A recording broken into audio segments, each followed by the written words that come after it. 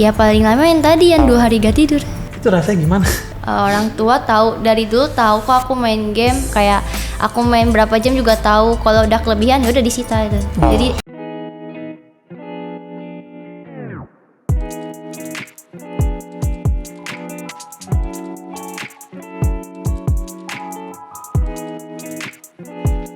Game kan itu identik dengan kata-kata kasar, katanya tindakan kasar. Kamu pernah nggak sih merasakan adanya perubahan kebiasaan atau efek buruk dalam diri kamu semenjak main game yang mungkin udah terlalu berlebihan atau udah kecanduan? kalau toxic, aku toxic cuman pas main game doang. Kata-kata kasar keluar, terus lebih kalau main game kan lebih emosi. Kalau temen mainnya bodoh, emosi gitu. Kata Michelle tuh ada benernya juga sih, karena tidak sadar ya emosi yang kita setelah main game itu tuh kadang-kadang suka kebawa juga. Misalnya kita seharian kalah, mood kan berubah tuh. Nah itu juga kadang-kadang berpengaruh. Jadi Orang rumah yang kena semprot gitu. iya, makanya harus pintar-pintar jaga mood banget sih. Pertanyaan ke-8, boleh nggak ceritain Michelle kondisi kamu hubungan dengan orang tua, teman, bahkan dengan Tuhan saat misalnya kita dulu tuh udah mulai kecanduan dengan game online. Kamu semakin jauh nggak hubungan dengan Tuhan?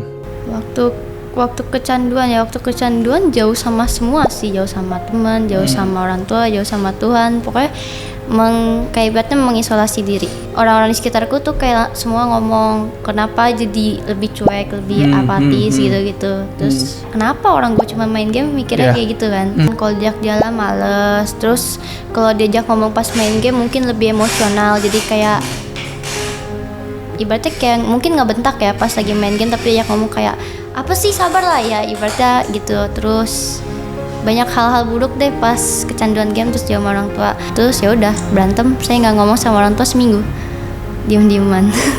Konfliknya kayak gitu ya, sebenarnya mama kesel, cuman mama mau gimana lagi, ya udahlah ya emang akunya gitu loh. Kalau orang tua lagi bete mungkin pasti bakal keluar kata-kata kayak ngapain main game terus, emang bisa apa, emang game lu ngasih lu makan, emang game lu ngasih lu duit dan lain-lain segala macamnya.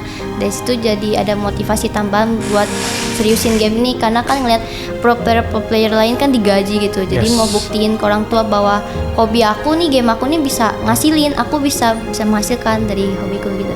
Pertanyaan ke-9, apa yang menjadi titik balik kamu saat itu sehingga kamu sadar bahwa selama ini kamu udah kecanduan dan berlebihan? Pas udah jauh dari semua orang, terus merasa bersalah kan sama kejadian yang tadi. Jadi aku benerinnya dengan cara gak banyak main game, lebih banyak belajar kayaknya waktu itu. Iya.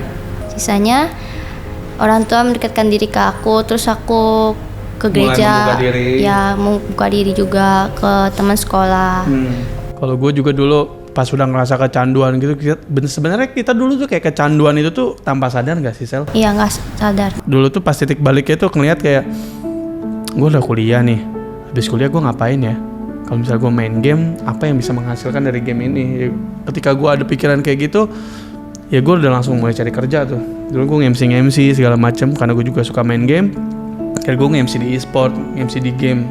Nah puji Tuhannya ketika gue ngeliat nge-MC di game itu baru kebuka tuh pikiran gue, ternyata game itu tuh bisa menghasilkan loh. Kayak para pro player ini digaji dan bisa menjadi sesuatu. Sama kan kayak Michelle juga ya. Tapi awal aku masuk mau jadi pro player bukan karena digaji, bukan karena nyari duit sih. Awalnya karena ngelihat pro player kan keren gitu. Tambah ya direndahin sama teman-teman kelas itu, gak bisa jadi pro player, jadi motivasi sendiri gitu. Sebenarnya pekerjaan main game jadi pekerjaan itu seru ya, tapi tantangannya banyak. Padahal perjuangannya berdarah-darah dulu ya. Dulu kayak misal sebelum jadi pro player tuh sebelumnya apa? Anak sekolahan biasa aja. Anak sekolahan biasa. Nggak ada yang kenal Michelle satupun. Nggak ada. Dan sekarang misalnya udah banyak dikenal orang, masuk dalam RRQ, one of the biggest team in Indonesia. Apa tips kalian buat para remaja yang kecanduan game ke arah negatif? Menyadari kalau kecanduan game itu tidak baik sebelum terlambat. Karena kalau udah kecanduan tuh banyak lah, jauh dari orang tua, jauh dari semua orang, jauh dari Tuhan. Pas lagi jauh dari Tuhan mungkin lebih ngerasa kesepian, padahal di rame-rame. Tapi pas sudah dekat sama Tuhan, walaupun sepi gitu, tetap hatinya tuh kayak nyaman gitu. Kadang kalau lagi ngerasa kesepian, setelah dekat sama Tuhan, kalau ngerasain perasaan gak nyaman berdoa, rasanya kayak tenang, lega gitu. Pas main game lebih gak emosi, lebih bisa mikir, lebih mungkin perkataannya juga gak terlalu kasar dan kayak dulu lah. Terus kalau kalian kecanduannya sampai nggak makan, bisa ngerugin badan, mata jadi minus mungkin. Ya, jadi diatur waktunya, jangan terlalu kecanduan. Main game itu baik, gak buruk, tapi sesuatu yang berlebihan itu tidak baik. Halo sahabat Super Youth, sebelum lanjut ke segmen berikutnya, kalau misalnya saat ini kamu yang lagi bosen, merasa sendiri, tertekan, sedih, terpuruk, mungkin masih ada yang kecewa, marah, dan gak ngerti nih apa maksud Tuhan dalam hidup kamu.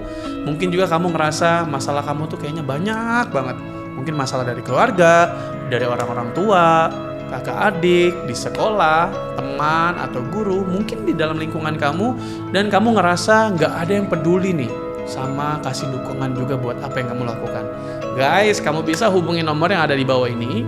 Kami mau banget doa buat kalian. Kita sama-sama berdoa dengan kamu, dan kami juga siap mendengarkan setiap cerita kamu. Kami ada untuk jadi sahabat doa kamu. So, jangan ragu-ragu untuk hubungi nomor yang di bawah ini. Kita siap berdoa bersama.